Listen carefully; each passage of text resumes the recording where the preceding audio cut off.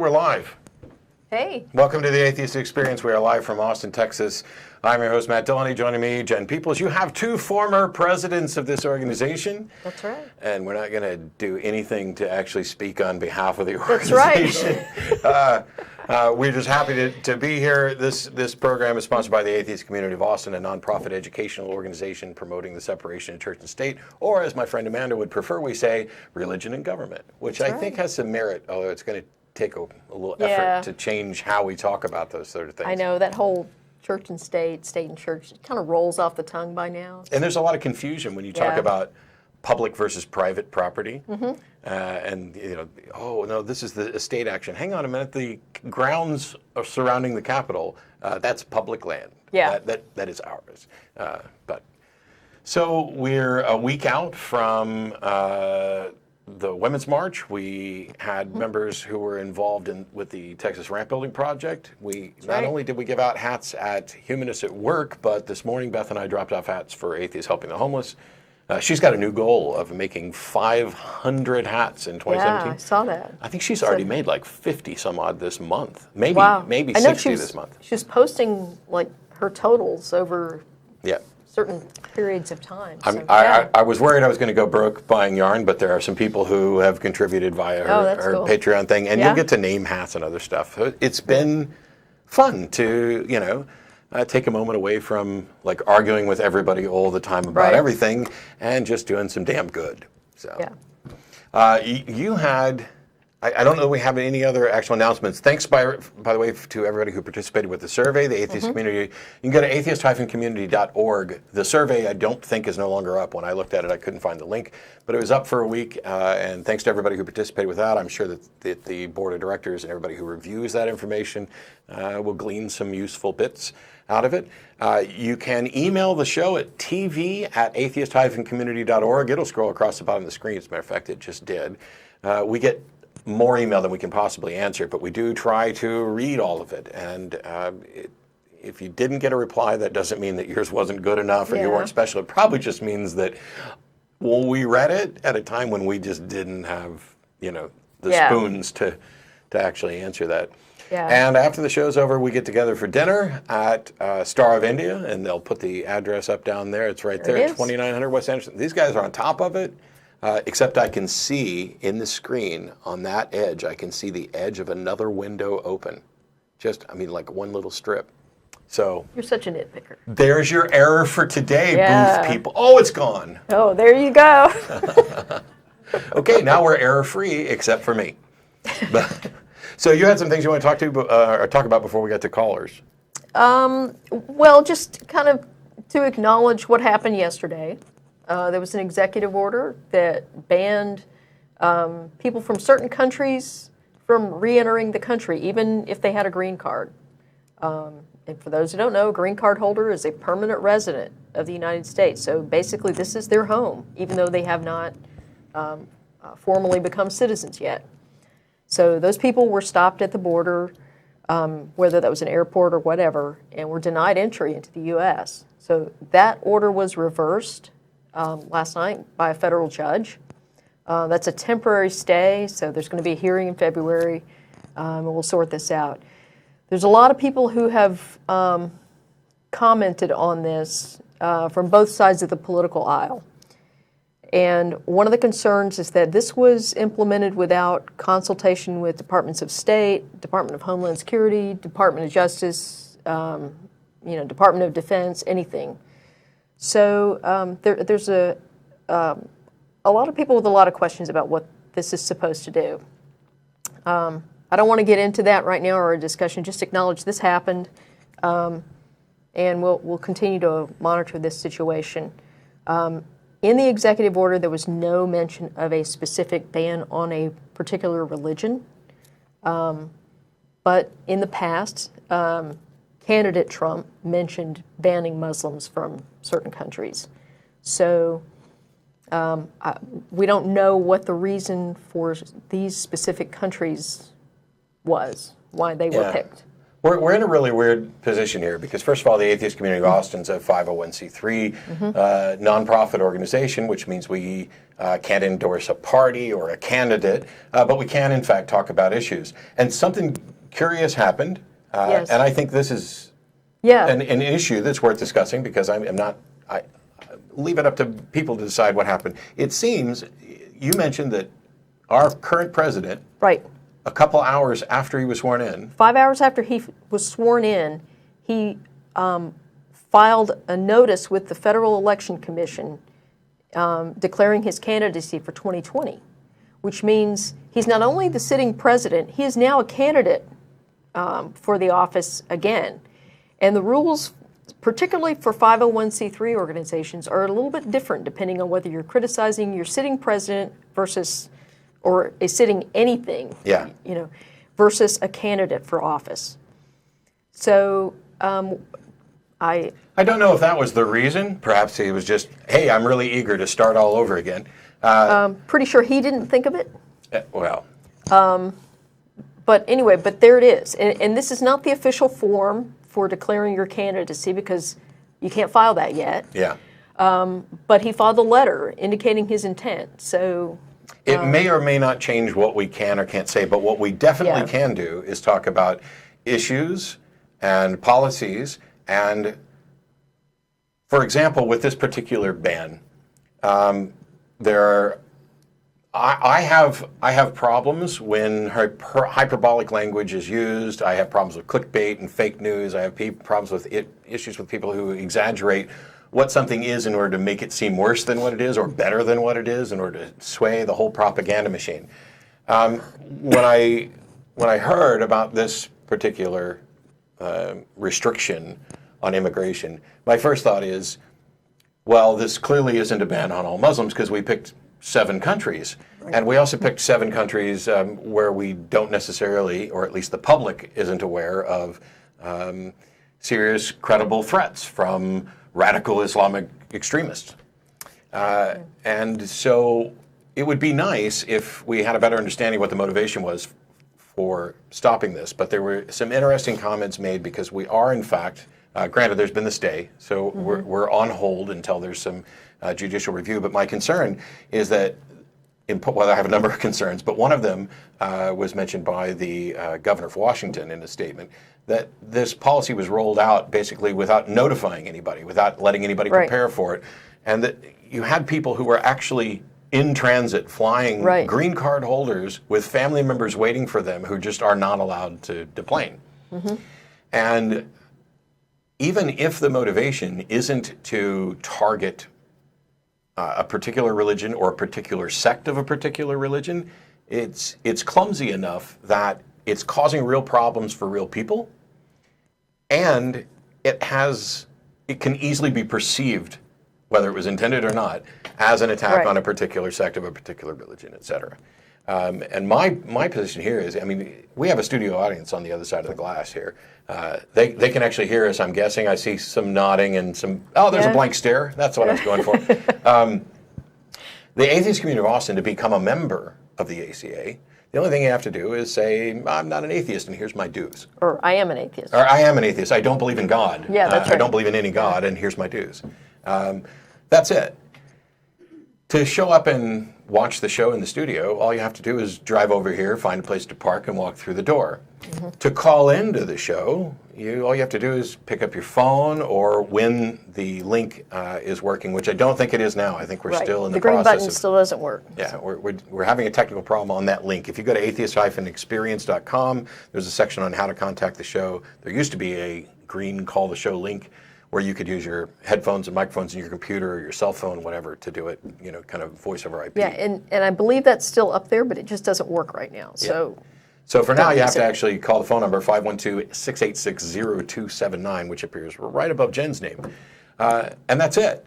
And we have 6 phone lines, and we try to have a preference for theist callers, because we don't like atheists that much. I mean, we hate ourselves. No, but it's because this is the way the show goes. And so one of the things that I find so curious is that some of the biggest defenders of religious freedom, the people who aren't religious at all, And it's because we understand that religious freedom includes us. Yeah. Includes the I don't have a religion, I don't practice a religion, I'm not interested in a religion. You have to have that freedom as well. Right. And so I when somebody emailed today with something which I won't go into because it's lengthy. I have concerns right now about an inability to consider nuance, and more than just acknowledging nuance is an inability to be precise when evaluating a position and commenting on it. And so somebody said, well, you did this event with Dawkins where you agreed with him that Islamophobia is just a fake thing. Well, I think if you listen to that a little more carefully, you'll find that that wasn't exactly what my position was, because I fully acknowledge that there are people who would qualify as Islamophobic, who are irrationally fearful of Muslims and Islam in general.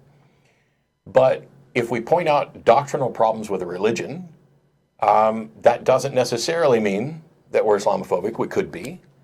It doesn't necessarily mean we're racist. We could be, in addition, but merely commenting on doctrinal issues that we have with a particular holy book doesn't put you in that category. Similarly, having a disagreement about when one should be able to defend oneself, or any of these sorts of things where we can agree that something is really bad and disagree with how we should deal with it, as soon as we draw a line and go, okay, you don't agree with me on exactly how to deal with it, so now you're actually saying it's a good thing, that's a mistake. If I agree with you that this is bad, here we go. Here's an example that came up from the Women's March. Rape is bad. Mm-hmm. But there were people carrying a sign, which has become kind of popular and has its own brand, that says, kill your local rapist. I understand the visceral sense of justice and everything else behind, but I'm not actually literally going to support the idea that you should run around killing. I'm opposed to vigilante justice, and we have due process and laws for a reason, and that is so that we don't end up a nation of Hatfields and McCoys. It may happen anyway, but we're doing what we can to stop that. But if your response to that is, oh, you're pro-rapist, that doesn't get us anywhere because it's just not true.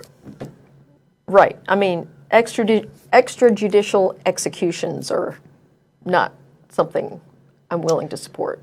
But I do support that people are doing what they can, colloquially, to express their serious concern. I'm not opposed to every example of something hyperbolic if it's clear that you're not literally advocating for something, but you're saying, hey, stop ignoring the damn issue and start doing something to help. And I agree, sometimes people need to be shocked into awareness, to wake up a little and see what's going on. On occasion, I wish we'd exercise a little more caution about where we draw lines, but I don't get to decide where other people draw lines. I can only give my opinion, and if that sidelines me as, irrelevant, so be it. But, I understand the violent, tendencies. I have those myself, which is why I beat the crap out of a heavy bag a couple times a week, because, you have to work these out. I am not the heavy bag, by the way. No, he's not the heavy bag. It's actually an inanimate object, and it's a good thing because, I kick pretty hard. I bet. I don't want to be kicked by Jenn, ever. Anyway, but yeah, that's sort of my little bit of self-care, and I can imagine that heavy bag is whoever I need to at that time. That's something that I'm glad you brought up, because when we talk about these things, I am probably the one who is most guilty of being hyper analytical. I care about truth. I care about honest argument. I try to get laser focused on what is right or what is wrong with something and what was actually said rather than what I thought was said. It's kind of your brand. But it's not always the best thing. It can occasionally cause problems. If we're having a conversation and it's like the people who were saying so-and-so took Trump seriously but not literally, and somebody else took him literally but not seriously. I'm certainly in I'm going to take things literally until it's very clear that we're no longer talking that way. Right. And I think just recognizing who we're talking to and trying to get to know the person better before you decide. Because I could just be a raging jackass, and if that's the conclusion you reach, cool. I mean, that's your prerogative. But if you reach that conclusion before we've actually had a conversation about it, I I'm not going to trust your judgment.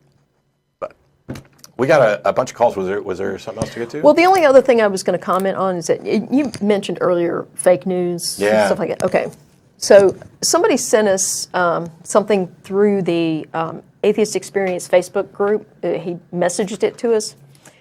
And it was an article on foxnews.com, and it says, archaeologists excavate biblical giant Goliath's hometown.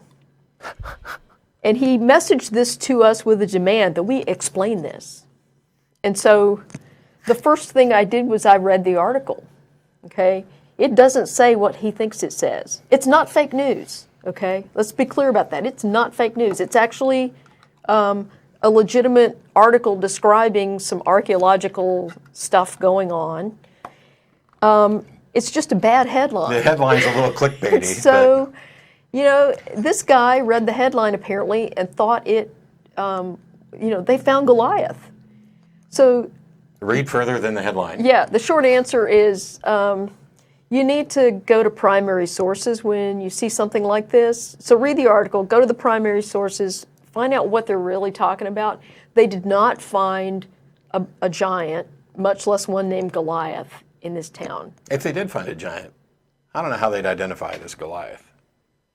Yeah. I mean, yeah, but... Yeah, maybe he had a name tag, It's not like we have Goliath's DNA to compare the body to, Hey, well, we've confirmed, Goliath, you are the father. Yeah. Thanks so much.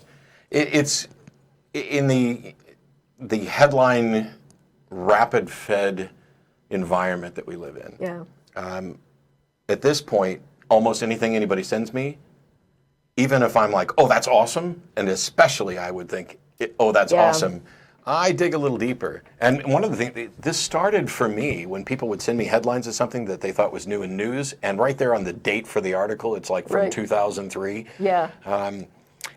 And one of the biggest problems, I think, is in how news media reports on science. There's this idea, this kind of anti-intellectualism, anti-science vibe, which I like actually using that term there for that. Yeah.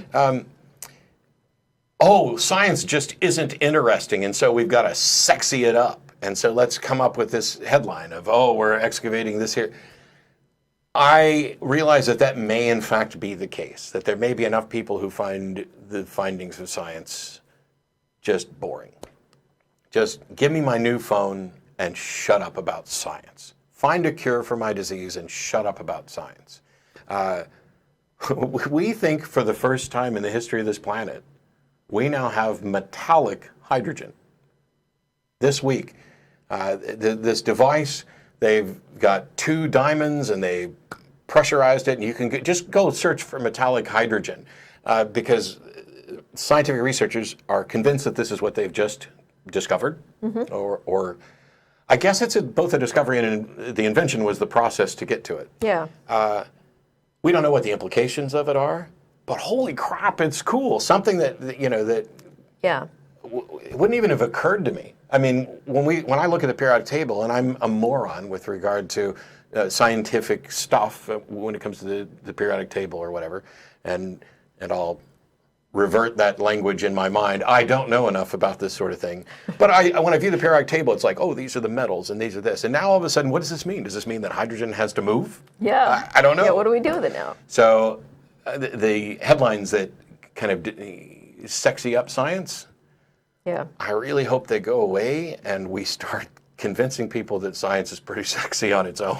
Well, and the interesting thing about this article is that if you read past the headline, the article itself is fairly boring. They found some pottery and some, what looks like a temple with the 2 pillars, because the Bible describes the 2 pillars that got broke. It's like, no temple ever had 2 pillars, It's a miracle. Maybe when they wrote that part of the Bible, they knew about the 2 pillars, do you think? It was maybe a common architectural thing at that time? I don't know. I'm thinking people knew about pillars. The cool thing is that somebody finds finding pottery exciting. It is. And that's cool. Yeah. I don't. If I'm excited about finding pottery, it's usually like at an antique shop, and it was like just the thing that we were looking for this spot in the house. But I'm not very fetishizing with regard to my ancestry. I really don't care what my great-great-great-great-great-great-grandfather did or didn't do. But there are people for whom that's a big deal. Yeah. But when it comes to scientific findings, I don't know how to solve the problem. I'm just not convinced that the clickbaity headlines are actually solving the problem, especially if all people are reading is the headline, reaching a conclusion, and then running off to share it with all of their friends on Facebook. All right, so we've got a bunch of callers lined up. Oh, we lost one. Yep, I evidently talked way too long, but we'll start with Brian in Nebraska. Thanks for waiting. Hi, how you doing? I'm doing pretty well. How are you? Good, thank you. Okay, so just cut to the short. What is the reason you guys don't believe in God? Is it because of lack of evidence? Yes. Yes. Okay. So I've been on the internet lately, and I've been seeing some videos of people healing sicknesses and disease, and actually growing out legs using the name of Jesus.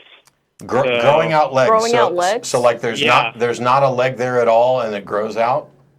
No. Like they have legs, but one leg is shorter than the other.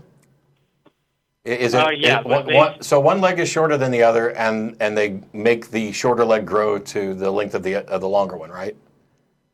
Yeah. It's an old carnival trick. It's a con, and there's several different ways to do it, including taking and positioning the legs off to one side so that one leg appears longer, and then when you straighten them, they come together. I can do it with my hands. It's probably easier if you go like this.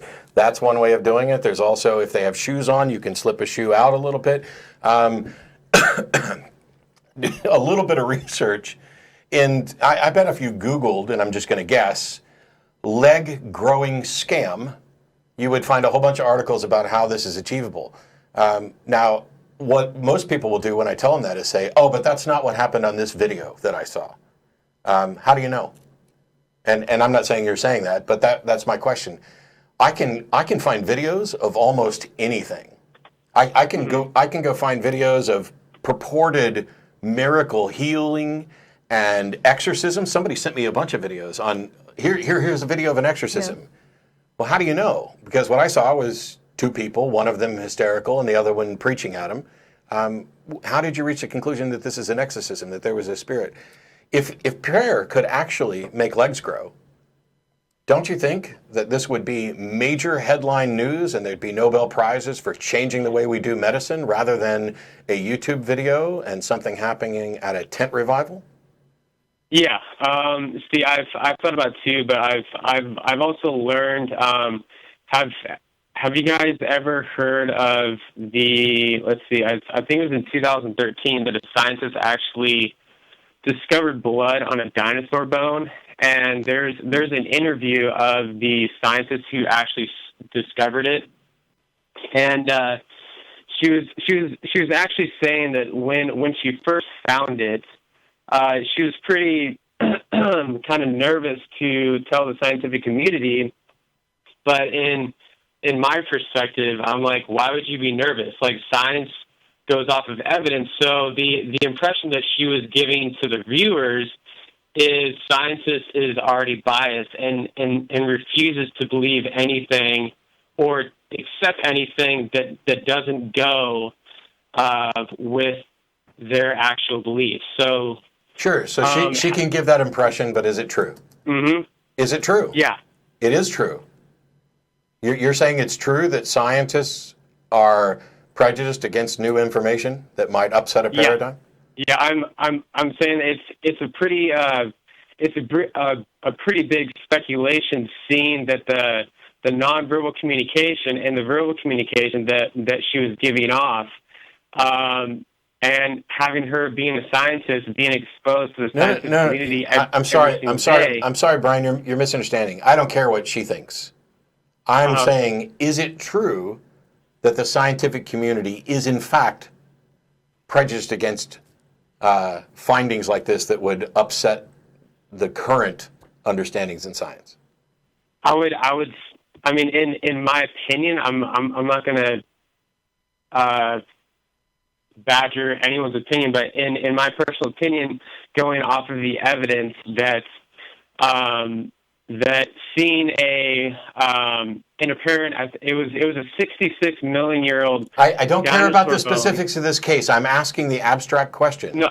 about, is it in fact No, true that the scientific community is in a conspiratorial bias to hide these facts and not let them come to light? I believe so. Why? I believe that it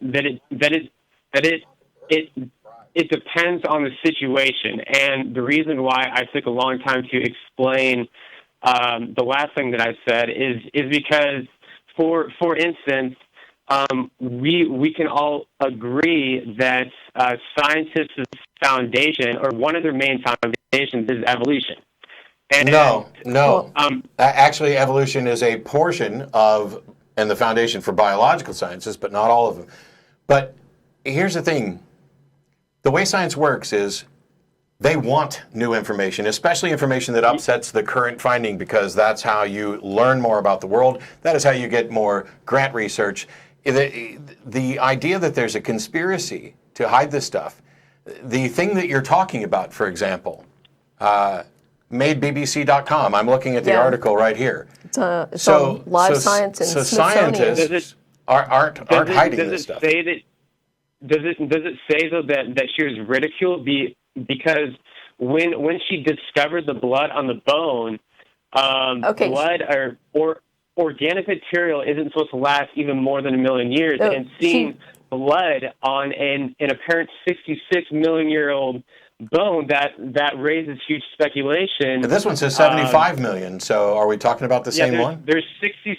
There's a 66 million year bone and an 80 million year bone that this lady by the name of, I can't remember her name. Mary Schweitzer. Is it Mary Schweitzer? Yeah. Because this article from the BBC says it's 75 million years old. Yeah, same. 65. 75. Oh my God! Can you not just 75, Google okay. blood dinosaur bone? Well, no, that didn't come. He wouldn't be able to immediately pull up Institute for Creation Research if he did that. But Jenn is looking at the story about this on Live Science. I'm looking at it on BBC. So where's the conspiracy to hide this information? And I also pulled up something from Smithsonian Magazine. So it's been widely published. It was heard about it. It was published in the Journal of Proteome Research, which is a peer-reviewed journal. So nobody's hiding this from anybody. And it wasn't blood found on the bone. It was blood found in the bones. Yeah, blood found, like the point being, there should be no blood on any dinosaur bone. Because, and I know that they're saying that this is because of iron bone, but when she first discovered this discovery, scientists, instead of saying, is there iron on the bone? They chose to ridicule her. No, they were appropriately skeptical because this had never been found before. And what she had to do, what she had to do was demonstrate that the sample she was using where she found this purported blood had not been contaminated with anything else. And once she did that, her findings were embraced by the scientific community, and they were hailed as a remarkable discovery. So what's your issue with that? My issue is when she first found the discovery, they didn't believe her. Yes, that's exactly what they're supposed to do. Yes. This is why when somebody comes in and says, hey, I found this fossil of a bird-like dinosaur, the first thing we need to do is investigate it. You don't begin by believing. You believe after there's sufficient evidence. And someone coming up with something that hasn't been seen before and saying, look what I found, should not be believed just because they say they found it. What should happen is that there's a proper investigation and you reach a conclusion and that gets published and peer-reviewed, which is exactly what has happened here. So where's the science conspiracy? Okay, so there seems to be miscommunication. I understand what you're saying, but my concern was her admitting that she was afraid to. I don't care. Yeah. I don't see how this is relevant, because Brian, no, let me finish. You are concerned about her fear of bringing this forward, and that this is sufficient to reach the conclusion that the fear is justified, when the evidence we have is that the fear was not justified. Okay, can I just give you guys the video so you guys can watch it and just make your own speculation? Not interested in watching a video. What could I possibly get out of a video? You would have to go and investigate it. This is the thing. For the same reason they didn't believe her immediately when she showed up with this is the same reason you shouldn't believe a video when you see it. You have to investigate further. Have you investigated beyond watching the video? Do you have any expertise in this area? Oh, of course. And then all you have to see is the fact that organic material should not be on a dinosaur bone. Hang on, I thought this was a video about growing. I thought this was a video about growing legs. Yeah, I know, but we kind of transitioned and branched off to another topic. So you want to send us videos about blood on a dinosaur bone, which we've already acknowledged is a scientific. No, I want you guys to think about the logic that. The logic of saying that it is acceptable to believe that blood, organic material, should be present in a dinosaur bone. She demonstrated that that's the case. No, but like this is a point though. Like scientists have already said that organic material should not be present under normal circumstances. But she demonstrated that this bone that she was using was not contaminated, and this was in fact blood and other tissue from a dinosaur. So what we have is we have a scenario where something that we did not think could occurred. We don't have an explanation, or they may have. I haven't actually read the whole article. We may or may not have an explanation for why. What's the problem? They have said what's the problem? It was iron. What's the problem? The problem is it does not seem genuine. What doesn't seem genuine? And on what basis do you say that that's not genuine? You don't. I still don't know what's not genuine. Well, and you don't even have any expertise in this field. No, I'm basing everything off of what they say. Who's they? Who's they? They are scientists. Scientists that tells me nothing. Scientists who were appropriately skeptical that this could occur because at the time no one had ever demonstrated this. They brutally attacked her. They brutally attacked her. Okay. They were wrong to brutally attack her, if that's what happened, but I have no reason to believe... Brian, I have no reason to believe anything you say at this point. Yeah. No, but can you understand why they would brutally attack her? I'm not convinced, Brian, I'm not convinced that they did, and I just said if they brutally attacked her, they were wrong to do that. But you don't get to build a conspiracy, and then when it gets knocked down, go back to the beginning and say yes, but they brutally attacked her, and this demonstrates a conspiracy among scientists. No, what happened was they didn't believe until there was good reason to believe, and if somebody brutally attacked her, they were wrong. Yeah, because they are protecting evolution because the evolution. So you don't accept. No. Wait a minute. This discovery is actually a significant contribution to evolutionary science because, as Mary Schweitzer herself notes, it tells us not only about how tissues preserve over time, but gives us the possibility of looking at how these animals adapted to their environment while they were alive. This is a significant contribution to evolutionary science. But it contradicts saying that organic material can only last 1 million years. No, it doesn't. So you were telling me that you expect to see million-year-old blood cells present on an Brian, do you speak English? 5 million year bone. I mean, are you just like regurgitating words and not paying attention to what we said? Jenn explained prior to this discovery that we had no evidence that this could happen. And after this discovery, we have evidence that this could happen. But how do you know that the evidence that they are giving you is actually true? That's the point. Because You do more than having watch a damn video and Yeah. reach to whatever conclusion you feel is comfortable. See, this is the thing about peer-reviewed science and publishing, is that they lay out their methodology so another scientist can replicate the work. You could replicate the work. You would have to go and get the appropriate skills and access to the appropriate lab, but if you had that, you could replicate this work and prove it to yourself. That's the whole point of publishing in scientific journals. So you put the information out there for more than one person to take a look at. This stuff's not a secret. So I'm wondering what any of this has to do. I mean, it seems to me that you don't think evolution has happened. You don't trust science. No, because I mean, there's also like in ancient Egyptian history, like within the pyramids, there's actually old writings of giants walking the earth and actually being responsible for the pyramids. And you believe that? And you believe that, Brian? And you believe that, Brian? Yeah, I believe there's So Why? you believe writings. this thing that you think was written on an ancient pyramid, but not the findings of peer-reviewed science. And you know what? I don't believe you. I think this is a prank call. Goodbye. I don't buy that one bit. And Yeah. your voice sounded suspiciously familiar, and I'm sure there's somebody in the chat room going, "Oh, this is the guy who's prank called you a bunch of times." So thanks for wasting our time. But we did get to talk about, hey, here's a finding of science. That's right.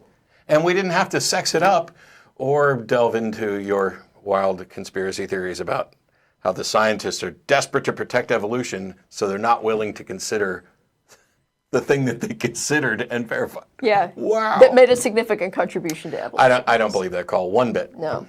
Michael in Orlando, thanks for waiting. Hello? Hi, you're on with Matt and Jen. Hi, Matt. And hi, Jen. Hi. Since I guess that you're kind of flustered from the last caller, I'll skip the two hypotheticals and just get straight to my main question. Oh, okay. I was looking for a good episode of yours to watch, and I stumbled upon episode 471. I feel like Shatner right now. Yeah. I have a quote from you and Jeff D., Okay. and I want to know if you still agree with what you had said. Okay. So you can look this back up to see. I'm not putting words in your mouth, but exactly 1 hour, 14 minutes, and 20 seconds. Jeff D. is quoted saying that. Wait. You know Jeff's not here, right? And which episode was this? 471. Okay. 471 at 1 hour, 14 minutes, and 20 seconds. Jeff D says something. Yes. So are we talking about what Jeff said, or are we talking about what I said? Jeff makes a statement, and then right after you make a statement. Okay, that's cool. I just wanted to clear that up. Please go ahead. Okay. Jeff had said religion seems to make people more law-abiding, and then right after you had said, moral behavior is pretty much the same across the board, regardless if you are religious, irreligious, or what religion you might happen to be of. And you had quoted a study from religioustolerance.org and adherence.org. Yeah, so one of the things that there are atheists who'd like to say, there's fewer atheists in prison.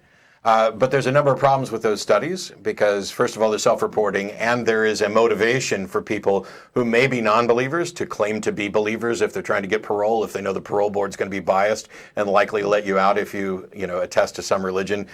Nothing is more supposedly convincing to a parole board than, hey, you found Jesus and you turned your life around, if that's what they think turns a life around.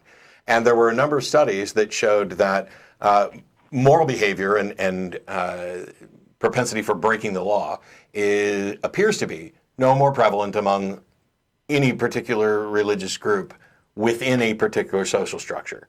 So like Christians may be more lawless in, Afghanistan than they are in the United States. But when you look within this particular structure, there's not a dramatic disparity. It's not like Christians are vastly better than Jews or Muslims or Hindus or Scientologists. Maybe, who knows? I don't know if they were included, or non-believers.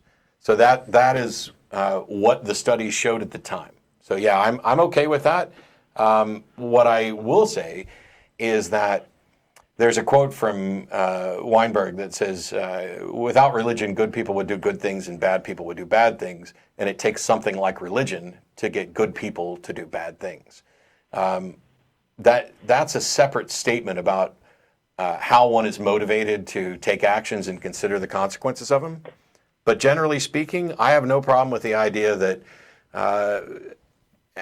in a vague general sense, I don't think atheists are implicitly or intrinsically more moral than anybody else. Okay.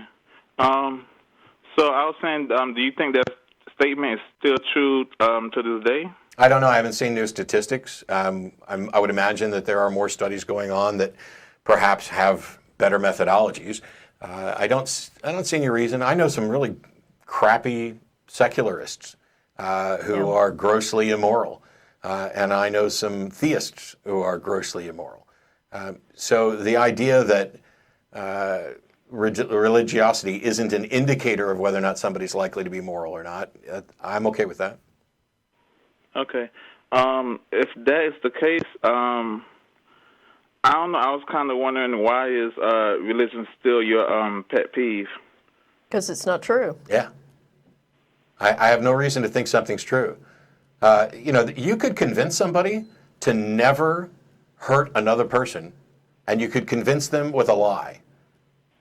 And that would be, hey, you could look at that as a good thing, but it would still be a lie, and I care about what's true. So it's only because it's not true that you have a problem with it? Well, it's primarily because it's not true, but it's also because you can use that it's not demonstrated to be true. You can use religion, you can use a lie to convince somebody to do good or harm. But you don't need religion to convince people to be good. You need to do that in order to get people to do, you need something like religion, going with the Weinberg quote, to get people to do something bad. You need irrational thinking. You need somebody, if you say, hey, this is okay now, you need to do this, and you need to do it, you need to go bomb this abortion clinic because, according to your religion, they're killing babies, and you would then be doing a good thing. But if you remove the religion from that and actually look at what's going on, you can then make a secular case for why that is actually an awful thing for somebody to do. So you need some motivation that is similar to that is false, that is fallacious, that is based on emotion and incorrect information to get people to do bad things, is what that quote was about. Well, and I can give you another example, because I have a child, and part of my responsibility as a child is to teach him how to make ethical decisions. And so if I tell him, it's not okay to steal, I could have taught him because, hey, there's a commandment that says thou shalt not steal, and it will make Jesus cry. Okay? But the better thing for him to do is to understand that we don't steal because that harms someone. And so if he understands that stealing, taking someone's property without paying for it, without their permission, is actually harmful to that person, and that he does not want to do harm to other people, and in part because he wouldn't want them to do that to him, that's a broader understanding of why it's wrong to steal. It's a much better foundation for ethical behavior than, hey, there's a commandment that says thou shalt not steal. Yeah, my objection to claims that a God exists, and my objection to religious claims is that they are not demonstrably true. And I care and want to believe as many true things and as few false things as possible, because what I believe informs my decisions, and my decisions have consequences for myself and everybody else too. That's it. Yeah, I mean, you could find a religion that encourages people to do all kinds of good things and no bad things, but if the foundation for it is still false, I'm still going to object to that. I'm not running around saying that Jains are evil. I mean, they're the ultimate pacifists, but I don't believe that their religion is true. Okay. Okay, I guess it'll take me a while to understand how you get so much motivation to talk about it if Oh, that's the easy. only reason why is because they're spreading lies. Because, I mean, there's plenty of things people lie about. Sure. Sure. I just But- wonder, why did this thing in particular get your attention so heavily? That's easy. That's really easy because I live in the United States of America where religions hold a privileged position sanctioned in some cases by the government, and the vast overwhelming majority of people believe in some sort of religion that they cannot demonstrate, and this is informing their decisions, and they are then enacting laws that affect the rights of other people based on their religious doctrine. That's why, if everybody believes lots of false things, I'm sure I believe lots of false things, I'd like to scrub them, but I'm not running around attacking, trying to find every false thing everybody believes because they don't all have the same impact on the world. But I would have made the argument that they would have voted the same way because, like another quote from me, some Christians don't actually get their morality from the Bible. They simply attribute it to the Bible. Sure. So, I mean, whatever decisions they was making or morality they had, it's not because of their religion. They picked a religion that already matched their views. No.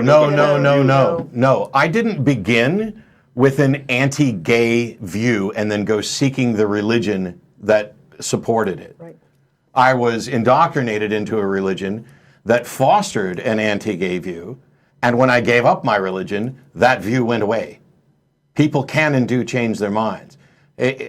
Nowhere will you find a quote from me that says religion does not affect what people think. That is the entire reason. As a matter of fact, I just outlined it.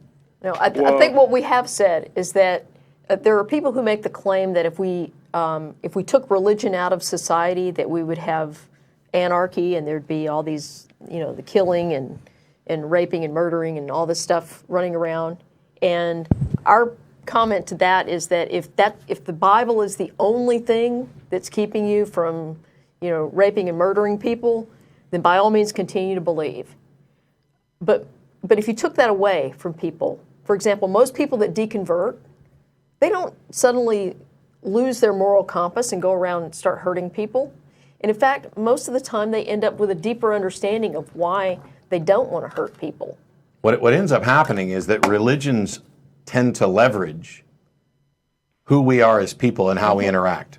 And so the way you get religions to get people to think wrongly about something or to encourage something that I would disagree with and find vile is you have all these little things that are good and clearly good that the people agree with, and you add those together in an argument that leads to something bad, like, hey, babies are cool. We don't want to hurt babies, do we? Therefore we should be opposed to abortion. That's where you're taking someone's natural inclination and perverting it to fit a doctrine. Well, I do have other quotes, but I guess it wouldn't get anywhere anyway. Okay. Where you say people choose the agreeable God and they don't get their source of morality from their religion. I do have those quotes, but I don't think that'll get us anywhere. Well, so one of the things is I've also said that belief is not the product of choice. So if I talk about somebody choosing their God, I'm speaking in a more colloquial sense. But when it comes to me saying I think we all tend to get our morality in much the same way, I know where that quote comes from. I've given the talk on the superiority of secular morality, and I'm making an argument that all of us, I suspect, learn about and form our morality in similar ways. That when religions change from outside pressure, they will then do a retcon basically on their religion to say, oh, this is the way it was all the time and we got it wrong. So like the Bible completely sanctions slavery, endorses it explicitly, tells you who you can enslave and how long to enslave them, well, that you can beat them as long as they don't die within a couple days and all this other stuff. But no modern Christian, almost no modern Christian that I can think of or am aware of supports slavery. And most of them would say that it is outright immoral to own another person as property, despite the fact that their Bible says it. So their view of morality has changed. The reason I make that statement is when I say that I think we all come about our morality or we've all come by this in the same way, is not in any way saying we've all reached the same conclusions, because we clearly haven't. But what we do is we experience the world and we want to know why and how things are and try to develop a case for how things should be. And if we don't do the heavy lifting of actually sitting down and reflecting on these and considering the consequences of our actions and how we interact with other people, instead, we will accept what someone has said and then give credit to it, to the religion. But we were still convinced by an argument. We were still reasoned into our positions. And that's what I'm talking about when I say we all reach moral positions by the same method. It's not, I'm saying there's no God who handed down the right morals. I'm saying we've learned about how to interact and how these ideas get instilled in people's heads. Sometimes it's through religion and sometimes it's through other things. Is that any clearer? Yeah. All right. Well, I'll let you go on to other callers. All right. All right. Nice talking to you, Matt and Jen. All right. Thanks, for the Michael. call. So as a reminder, once the show's over, which is like 40 minutes from now-ish, we get together and go to dinner, and they'll put the address back up there. It's like 2900. There it is. They're faster. They're almost faster than I can think are the guys back there pushing the buttons. It's like they read your mind. I know. Psychics. Let's see. Chris, I don't have a location for you, but thanks for waiting. Hi guys, I'm in North Carolina. How are you guys doing today? Oh, great. Where? Well, I don't want you to give away exactly, but if you're anywhere near Asheville, that's my favorite place in North Carolina. It is very nice.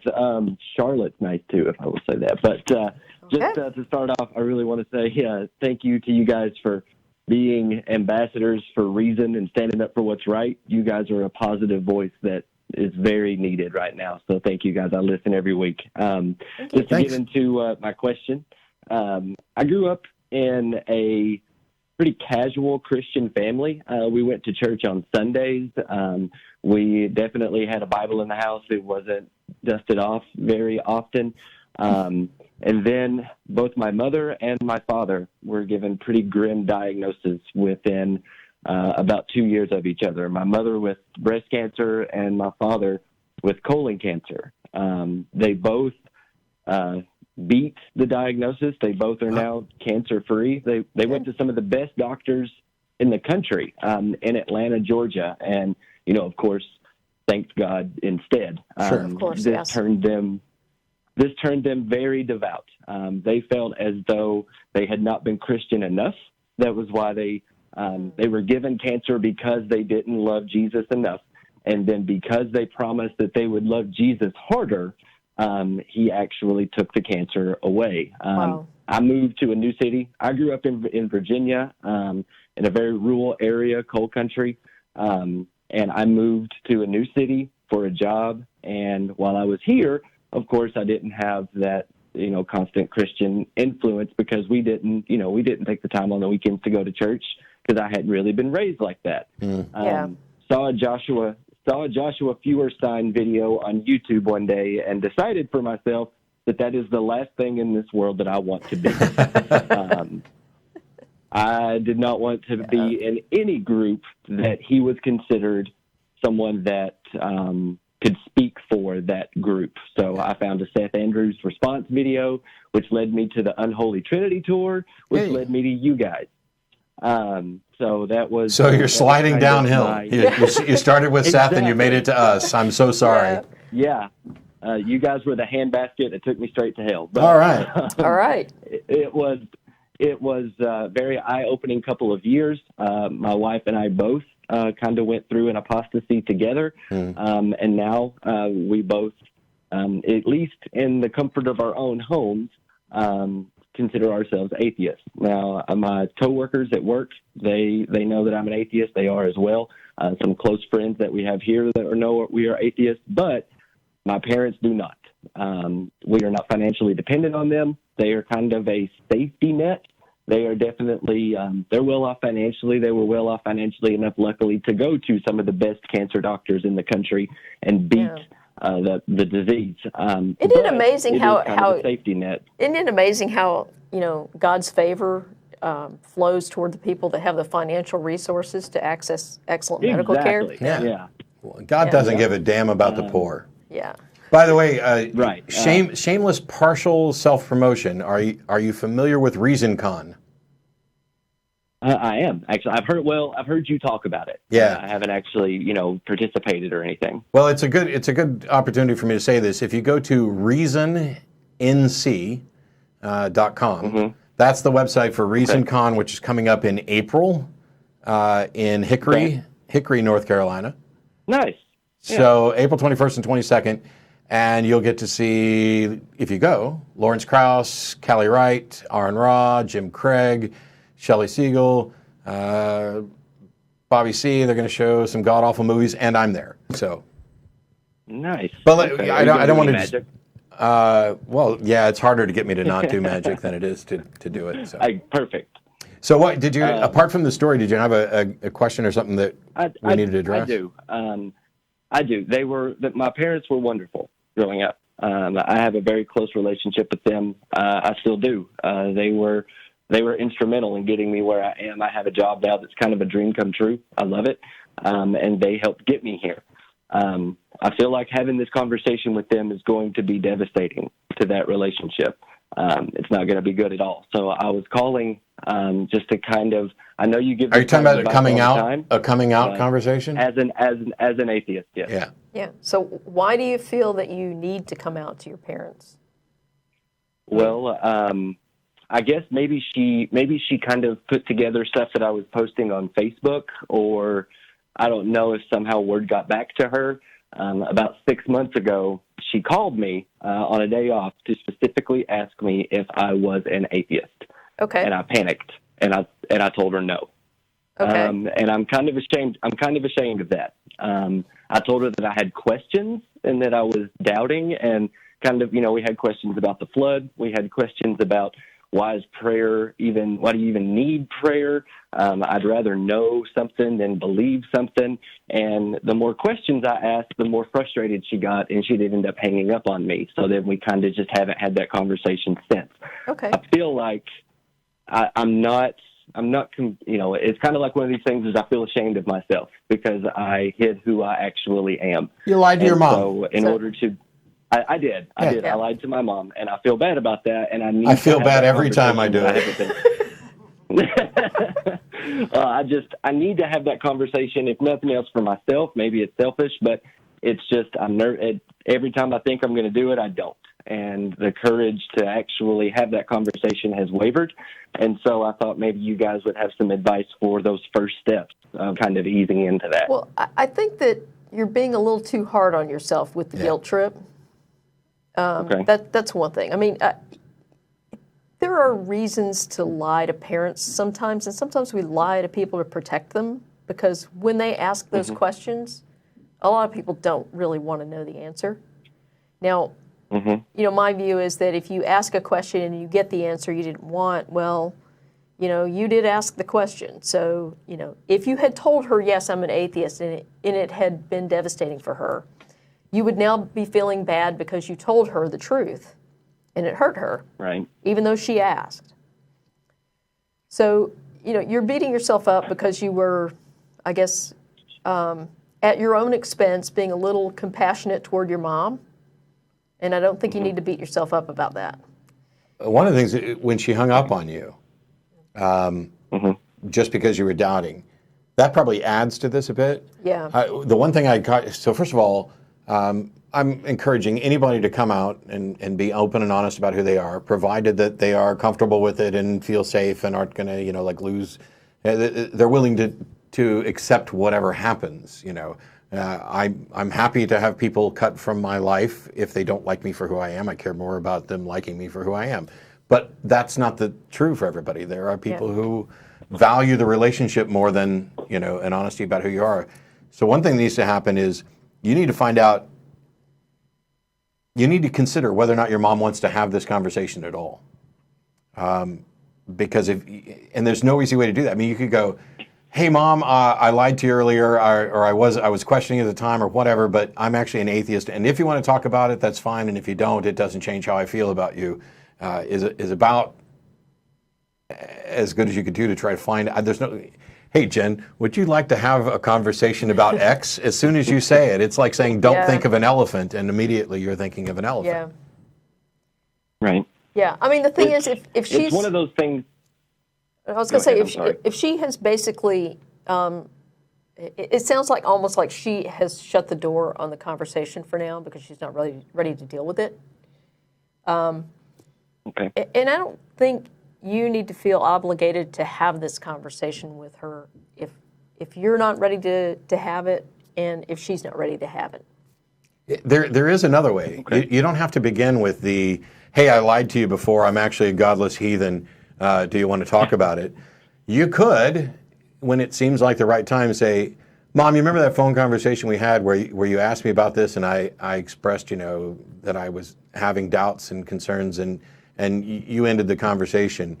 I just want to let you know that I'm happy to continue that conversation, but I don't want to push that conversation on you about my doubts. Yeah. And then you're not, scaring her with the A word or anything else. You're referencing a conversation that felt unfinished because it was, and seeing if she has any interest in continuing that conversation. Because one of the things is you're free to say, you can show up at Christmas dinner and, woo, I'm an atheist to everybody in the room. You can do that. It's not recommended. I don't know what that actually accomplishes. Right. But showing your mom that you care about her and you're willing to have a conversation with her and that it's bothered you a little bit that this conversation, ended abruptly, but that you don't want to force her in an uncomfortable situation, that might get you closer to. The other thing that I've recommended for many times in the past, and I know, I'm pretty sure Jen's recommended this too, is I think it's a mistake personally to make coming out as a non-believer a big deal and a sit-down type affair. Yeah. I think, personally, I think that a better way is just keep being yourself more and more and to honestly answer questions when they come up. And at some point, they're going to go, wait a minute, are you saying you don't believe in God? And you can say, yeah, that's what I'm saying. And instead of this abrupt, sit down, Mom, I have something to tell you. Right. Your Bible is full of crap. Yeah. Yeah. Well, because that makes it seem like it's a much more kind of, dramatic or momentous decision than maybe it is for you. I mean. Right. I mean, for a lot of people, shedding. It was pretty gradual, but. Yeah, I mean, for a lot of people, shedding their religious beliefs is a big deal because they were heavily indoctrinated and, and they were really psychologically harmed by their religious beliefs. It doesn't sound like that was the case for you, and so it was not. Okay, so this it was a very loving child. Like I said, we were. If anyone had asked, we were Christian. Did we have Bible verses every night before I went to bed? No, we were kind of middle of the road. All of that changed after the cancer diagnosis. And I totally get that because that was kind of like my childhood. My father and my stepmother would actually go through these periods where, we got to get right with God. And so, we'd go find some new church to go to or whatever. And they would sometimes drag us off to this church until I got old enough to push back on that. Right. And part of my pushing back on that was at the time I identified as Episcopalian. And so I would tell them, nope, I'll go to the Episcopalian church, but I won't go to this Presbyterian church you guys got a wild hair and want to try. And so, I got away with it after I got old enough. But later in life, I guess they were staring down the barrel of mortality and decided to seriously get into this religion thing. My father was in his 60s when he decided to become a lay minister. And he was actually going to go to seminary and become an ordained minister. And then he got a cancer diagnosis, which he did not survive. But yeah, I mean, they just kind of went off the deep end into this religion thing. It was kind of bizarre. Right. But, because that was never something that was part of the childhood that I had. It definitely happened like that on my end with all of a sudden they were evangelical. And a lot of because of that, because we were so casual, then sometimes we would go to Sunday school and the Sunday school teacher would tell us that we didn't need to be casual. And then I would be afraid for my entire family's eternal souls. So, I have, and there are people. I have someone really close to me who was told by their grandmother that God was going to punish them by giving them cancer. Yeah. For their wicked ways. Now, I know that not every religion and not every religious family does that. One of the things, when the conversation comes up, I would say that for me, the preferred frame of mind is not, here's why you're wrong, but here's why I don't agree with you. Those are different. Okay. And not Right. only that, but if you're going to be diligent about properly applying the burden of proof, you can't demonstrate that they're wrong. They just haven't been able to demonstrate that they're right.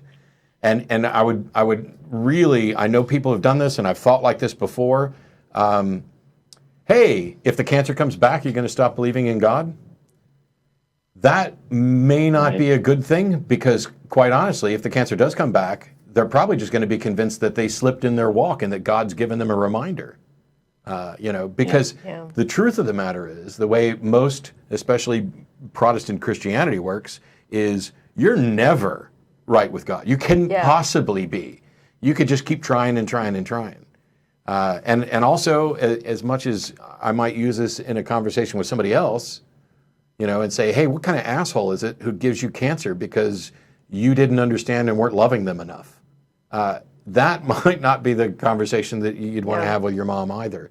This needs to be about your relationship with your mom and getting to a point where the fact that you guys don't agree on this shouldn't be a dramatic hindrance to a relationship. Yeah. And I will tell you that in the case of my dad and I never, I guess, formally had the conversation about me being an atheist. He figured it out because, he wasn't a perfect... Because you were doing a TV show. No. He figured it out before I was even on the TV show. But, I mean, part of the deal on that was that for all his faults, he was not a stupid man. And, I mean, he could read between the lines with what I was, how I was expressing myself and everything when the topic of religion came up. And the same thing with my mom, too. She knows me well enough to know that I always have I don't post anything without a reason. And so when I post something like, quoting Carl Sagan, I would rather know than believe. Yeah. She kind of, I wasn't being super discreet about it, but she of course picked up on that. Yep. And so it led to this conversation. The only other thing in all of this is, my grandmother comes into consideration here as well. I know that aside from it ruining our relationship, possibly, that, it could be to where we don't talk, that she's angry, that the only thing she ever says is Bible verses. I do know that it will also terrify them. Yeah. Because they are going to believe wholeheartedly that I'm going to hell. Yeah. And I do think that my father was probably legitimately terrified for my eternal soul. Okay? There's nothing I can do about that. What I do know is that at some point, he and I both made the same calculation that our disagreement on this topic was not worth sacrificing our relationship. And so it never negatively influenced my relationship with my father. One of the things is that Greta Christina wrote a book about coming out, and she talked to like 400 people, and literally only one person actually regretted coming out, despite the fact that many of them had terrible experiences for some period of time. My relationship with my parents will never be what it was. There's a sort of new normal. We get along. We love each other. I visited with them over the holidays. They come down here. We just don't talk about it. I wanted to bring that up too. Yeah, my relationship with my grandmother is awesome. Christmas. Yeah. Okay. Is it when I was kind of going back and forth on how to celebrate Christmas with my family, and in the back of my mind, I'm like, I'm an atheist. I'm not going to sit down in church with my mom and dad if they want to go and listen to all that. I'm just not going to do it. And then I heard you just say casually on your show before Christmas that, I'll probably go to church with my mom and dad, that, I just want to spend time with them. And they ended up not going to church, as ironically as that is. It's not that much of a surprise. I just remember thinking, Beth and I did a video on Christmas. There's a lot of churches that just shut down on Christmas because everybody's off visiting family. I remember you saying it was a good business decision to not turn the heat on when there's not going to be that many people there anyway. Yeah. But that made it easier for me, that you were just like, if they want to go to church, I want to spend time with them, we'll just go to church. It's not like they're going to change I did go. I believe. And so, Yeah, I don't have any fear of going into a church. You're being the bigger person. I don't have any fear of going into a church either, because I'm walking in there and they know I don't believe. And I didn't catch fire when I walked in, which already challenges some of their presumptions. Yeah. But it also shows that I care enough to spend time with them. While I despise religions.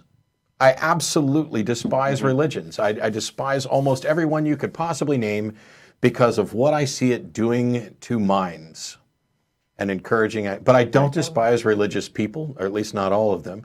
And in going and doing this and participating, in Christmas or even a christening or whatever, I'm a godparent to someone. But it was very clear that when I accepted this, they know I'm accepting this in an entirely secular fashion. How could you possibly be a secular godparent? Oh, it's easy. The label doesn't matter. I'm the person who, if something tragic happens to them, I've agreed to look out for their kids. And they have to be comfortable knowing that if they die, their kids are going to be raised by a godless heathen. So maybe, if they ask me, they're probably okay with it.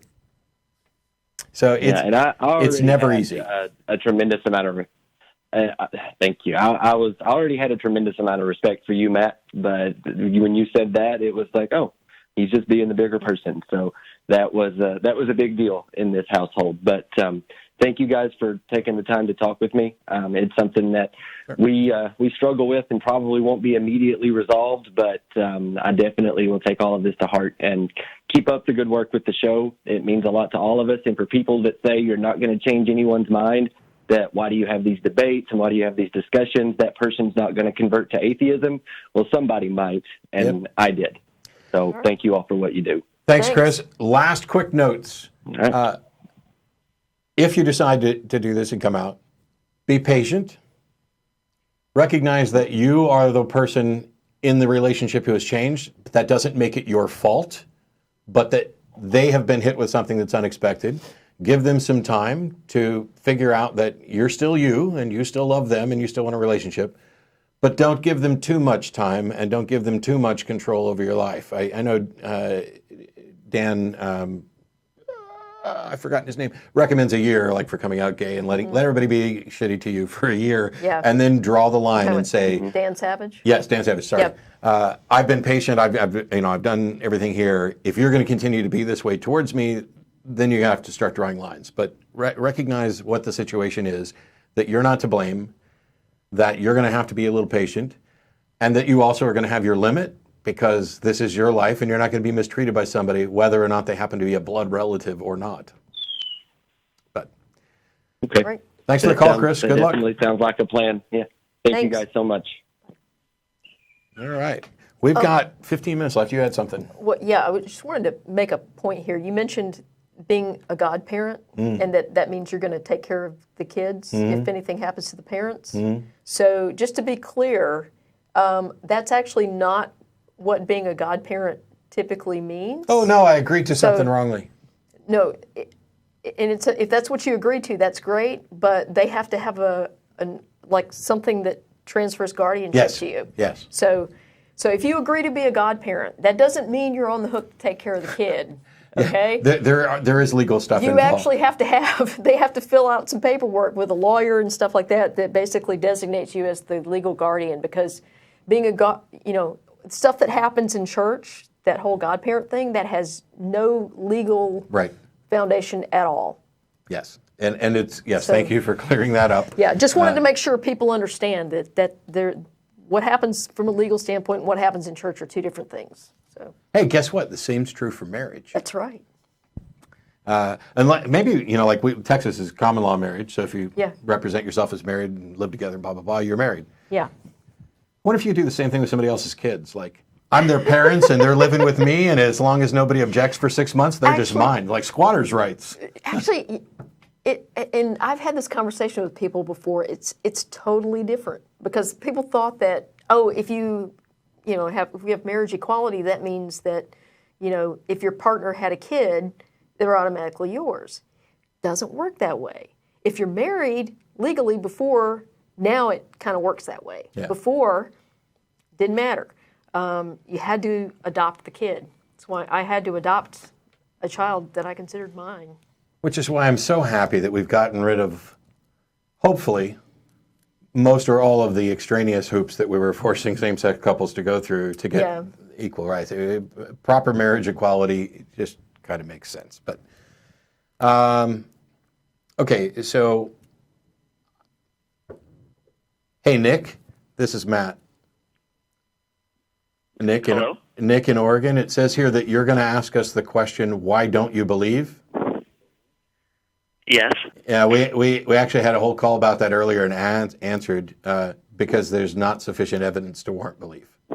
So I don't know if you were listening. But there is sufficient evidence, though, so I'm not really understanding. Okay. Well, then what evidence is sufficient to justify belief, and what is it that we're supposed to be believing in? A God. Which God? Yeah. Well, let's just say a vague deistic God for now, and then we can move into a... Well, why would I? Yeah. Okay, so a vague deistic God, by definition, is non-interventionist, right? Sure. Yeah. So if this God doesn't intervene with reality at all, then there's no manifestation, and you can't have any evidence for whether or not this God exists. That's true. This being could be necessary. It could be, it could be necessary. Then it doesn't fit the definition of a deistic God. But okay, so basically you're arguing for a vague deistic necessary deity. Sure. Okay. Why should I believe that such a thing exists? Okay, so are you familiar? I know you're familiar with the Kalam cosmological argument, right? Yes. Mm-hmm. Okay. Are you familiar with the Kalam?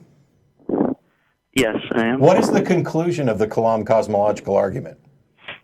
Right, so that's probably what I was expecting you to say. So I agree that it doesn't directly say God exists, but what it would say what is the conclusion?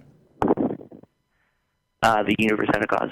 Yeah, so the Kalam cosmological argument doesn't get you to, therefore there's a God. It just says the universe has a cause for existence. So but what I would say is that what it does say is that there's something that transcends the universe that's timeless. No, it doesn't. Faceless, No, it doesn't. material. No, it doesn't. None of those terms exist in the Kalam. The Kalam cosmological argument. The Kalam cosmological argument is everything that begins to exist has a cause for its existence. The universe began to exist. Therefore, the universe has a cause. But that's fine. Therefore, the universe has a cause for its existence. The Kalam doesn't say anything about whether or not that cause is an agent, whether it's timeless, whether it's a part of the universe, whether it's separate from the universe. These are all things that are added to the Kalam.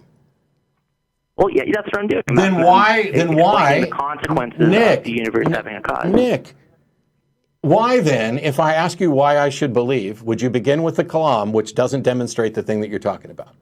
Because what it does demonstrate is that something that has all the qualities of what I'm describing exists. No, it doesn't. No. It does not. Okay, No, Nick, I just went through this. The Kalam is irrelevant to this. And first of all, the Kalam cosmological argument isn't necessarily sound. I'm not saying I accept it. Okay, well, let's debate. So do you want me to explain to you why the conclusion gives evidence for the existence of God, or do you want to challenge one of the soundness of the present? So first of all, the conclusion cannot give evidence for a God. That is something you are adding to the conclusion, because the conclusion is the conclusion. Can you let me finish my sentence? The conclusion is, therefore, the universe has a cause. The Kalam tells us nothing about the nature of the cause.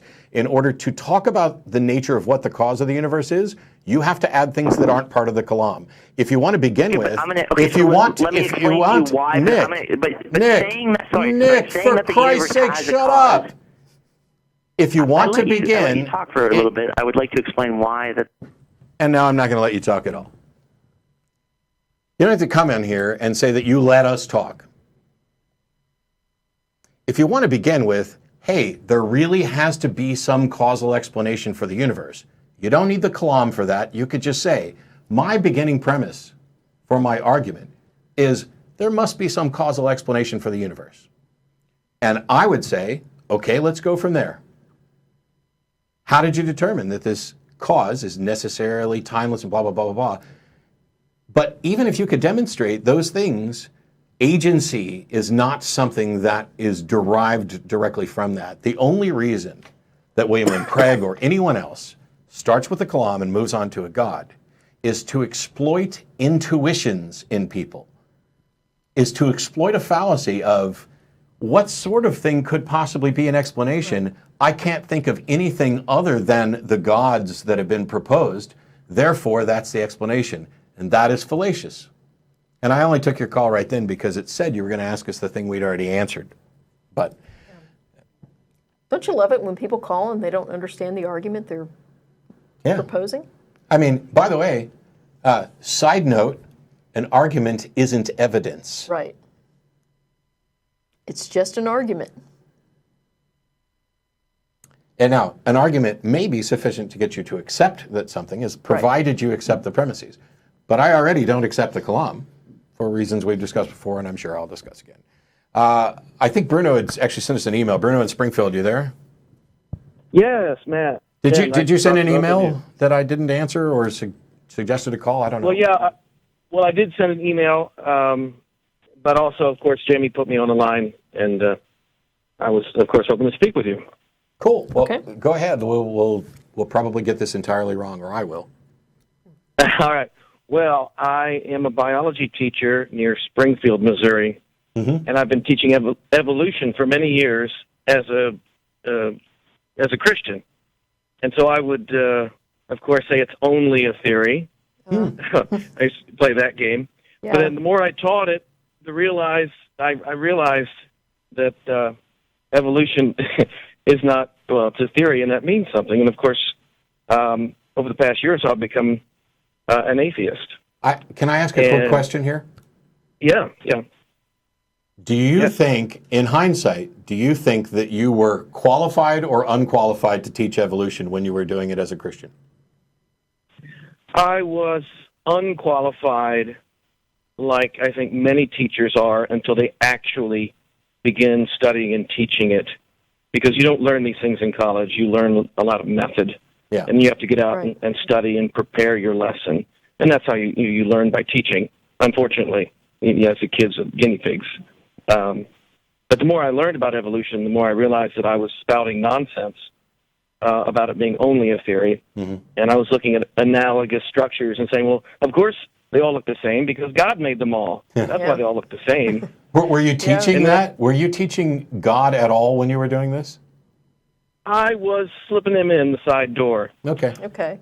So using the code words. I mean, that's not okay, but I understand. Yeah. So basically you were using code words to kind of skirt around the law. Yeah. Okay. And of course, and nationwide, only about 33% of biology teachers actually teach evolution. Yeah. It's astounding. Our children are not being taught evolution. And then there's a few like me that are teaching it with a slant. Yeah. But I teach it fully now, and it's helped me to see that atheism, it makes a little more sense. But the reason why I'm calling, I wanted to give you that background, is I'm being allowed to teach philosophy now to juniors and seniors. And this is a small K-12 school, only 300 kids. So this is incredibly rare that a little rural school in Missouri would have a philosophy class. And so I've been teaching a couple of things. I wanted to tell you what I've been teaching, and I'd love to get your thought on what are some fundamentals, what are some things I just absolutely ought to include in the curriculum, because I can teach anything I want. David Hume. Yeah.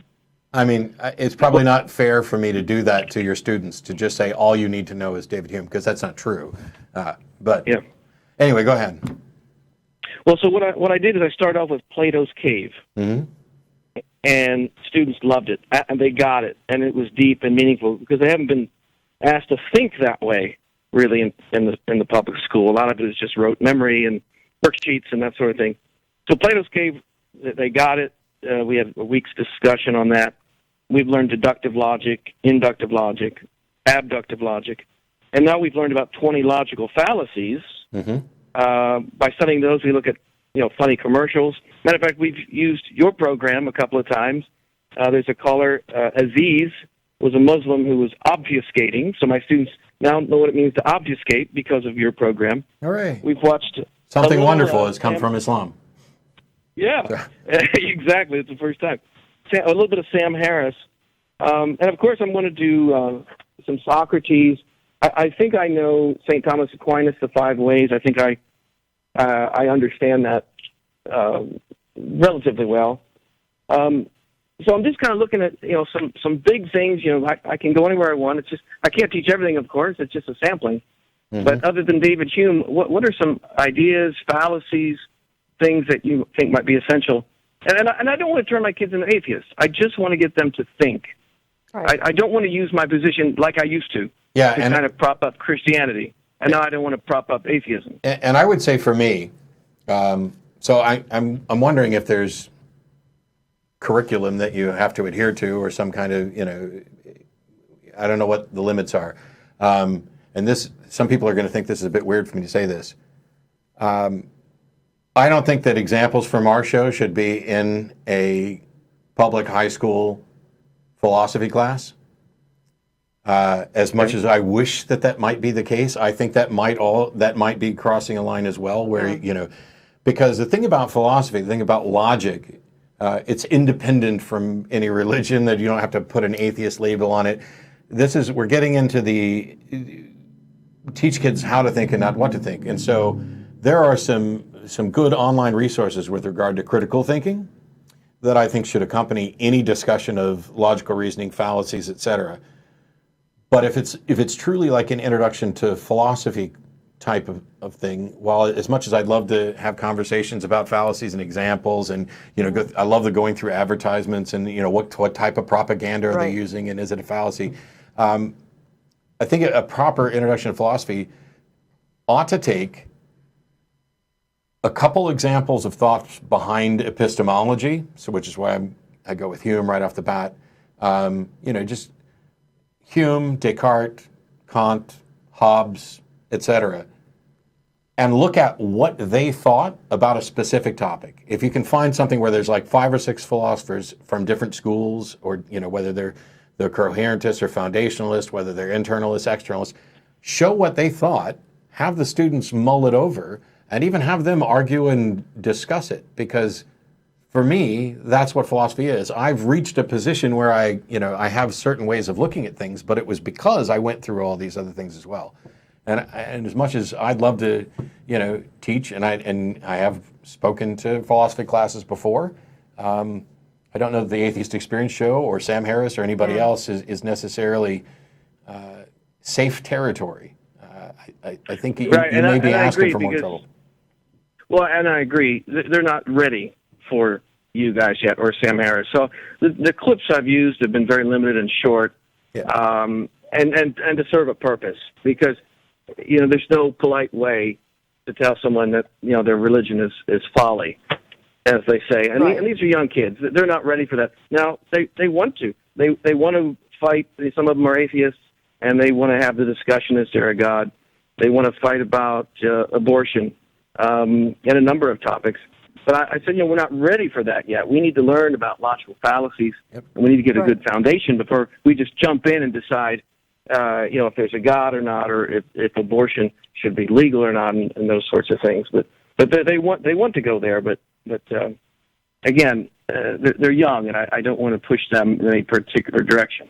Yeah, well, and I agree with Matt. I don't think that our show is maybe a very good thing to put in front of high school kids in a philosophy class as an example of how to use concepts in philosophy. I think they do need a good foundation in some of the more prominent philosophers, and the ones that Matt named off as a good start. And then maybe later in the semester, when they've demonstrated a good foundation and they can argue a point back and forth, maybe, like what Matt was saying about, an advertisement, and have them pick out the logical fallacies as kind of a fun end of semester kind of, hey, we've done our final exam and everything. We're just going to apply this in a fun way at the end.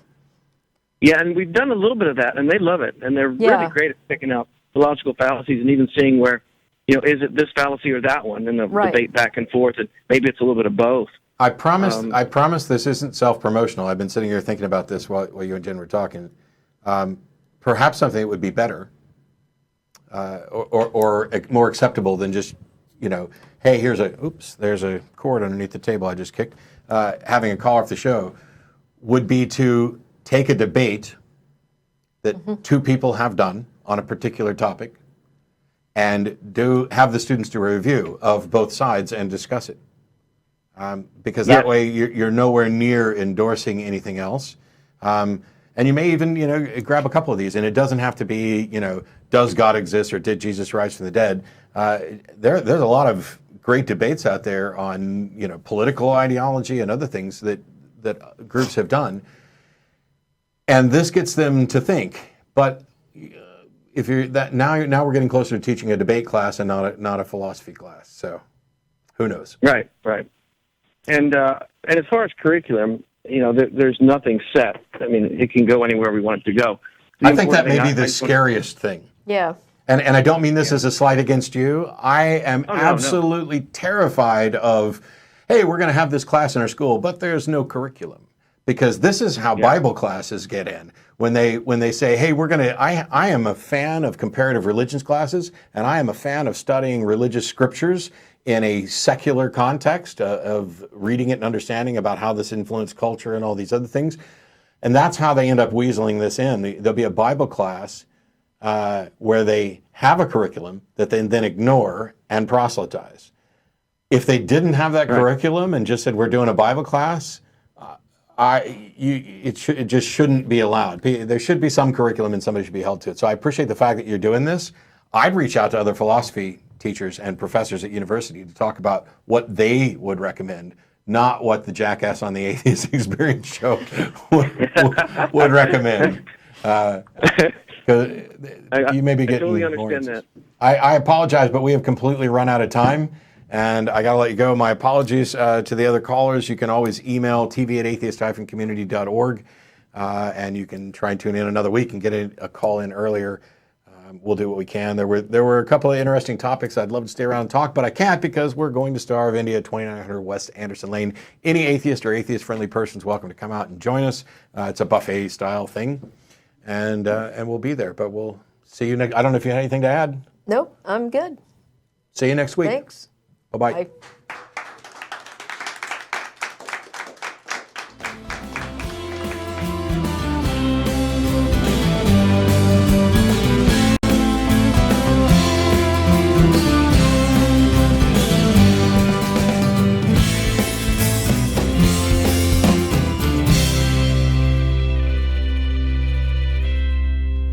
Hi, this is Russell Glasser, host of The Atheist Experience.